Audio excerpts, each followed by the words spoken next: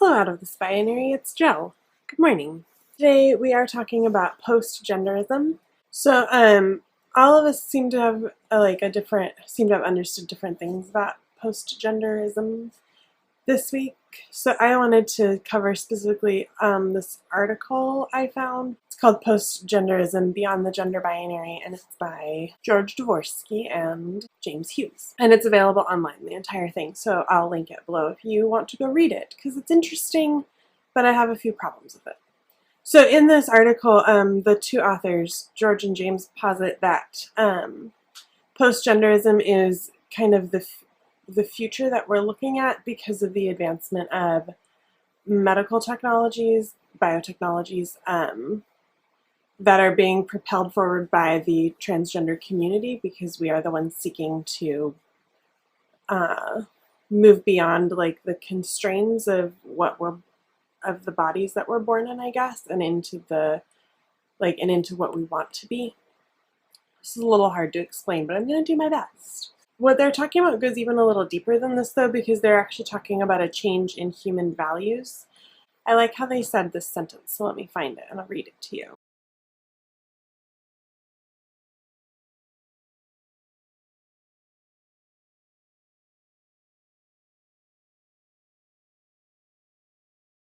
So anyways, these guys are positing that it's actually a disadvantage to be at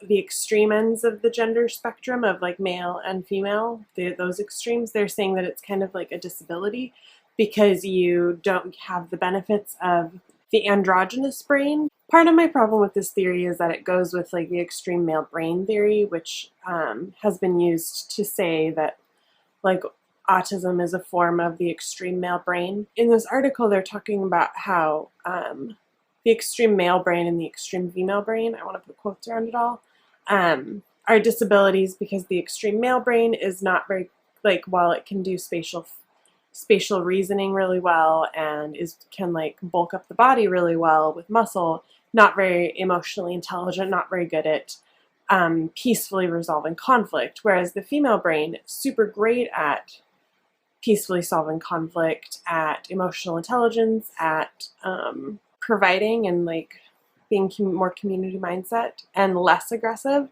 but not as great at spatial reasoning, I guess. So they're talking about how in the future it is already better for a body biologically to not be at these extremes, like being in the middle, such as intersex people.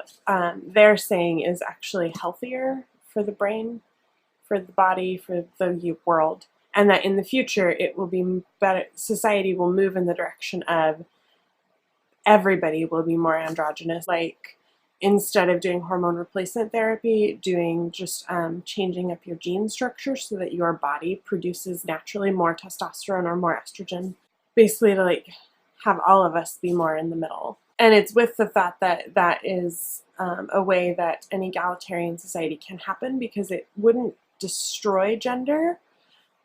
And that's not what post-genderism is really about, like the destruction of all gender construct, but it's about expanding gender construct to acknowledge that there is a lot more than male and female, because those are just the extreme ends in terms of the biological hormonal structure of the body. In summary, what I found about post-genderism is that it is it's like a scientific understanding that the way that our technology is heading in terms of gender is to create a more androgynous society, which I actually agree with, that the more people are fighting for gender equality between all genders, the more people are kind of free to exist in the middle. Nobody's being pressured. There isn't as much pressure as there once was to be this like macho man or this really nurturing female. There's a lot more opportunity now to be in the middle, to be, I don't know, to be whatever you want, and not to be male or female, but to be just yourself, like an androgynous gender of your own, like non-binary people are. But they're also talking about it would be a change of human value. Instead of being stuck in the patriarchal power structure, they imagine a future in which like even male and female constructs might have gone away entirely, and there are different names for gender entirely, because we have come to understand that gender is not one or the other. It is like, it's like the universe. It's big, it's complex, and you can't do away with gender, but you can make new language for gender. You can make new expression for gender. And I think that's what the heart of what they're talking about is. Some of the technology they talk about I don't really like, and I don't like the way that they talk about autism, because it's more complex than the extreme male brain, which is just like a brain with more testosterone. But I'm like, that doesn't work, because lots of people with more estrogen in their bodies are born with autism. Do I think that postgenderism could be a reality one day? Actually, I do. As a science fiction writer myself, this article referenced a lot of science fiction writers. So as a science fiction writer, I already tend to imagine the future as very different from what it is now. And so I like to imagine that in the future we will be able to, I imagine something of this sort will come about, maybe even in our lifetime, because things are changing. So whether it will be as extreme as this article is saying it will be, I don't know.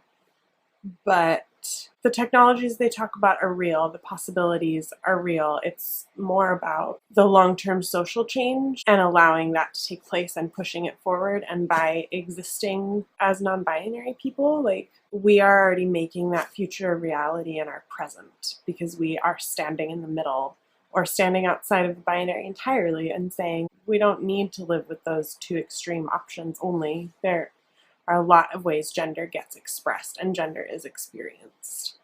So in a way, I think it's already here, and in other ways, I think that it will change a lot in the future. And there's a lot of things I'm looking forward to in the future, like in 2028, 67P, the comet, is going to swoop by, and so I'm like, what will gender look like in 2028 when the comet's back?